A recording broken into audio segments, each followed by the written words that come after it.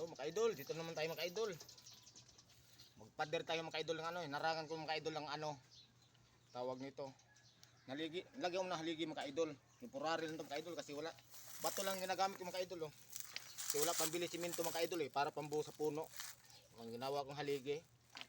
Bato lang mga idol kasi mahirap lang tayo mga idol eh. Bato na lang gagawin natin mga idol para titibay yung ano, haligi mga idol. Gaya nito mga idol oh, yan oh. Yan o, yan. Yan, ginawa ko. Papunta rito mga idol. Yan.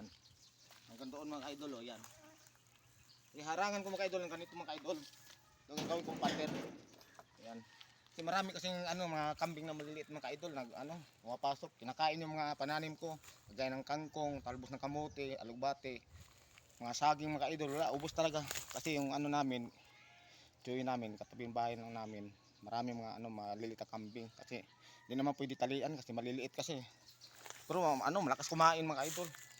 Kaya ito ginagawa ko mga idol, patirin ko na lang para wala makapasok.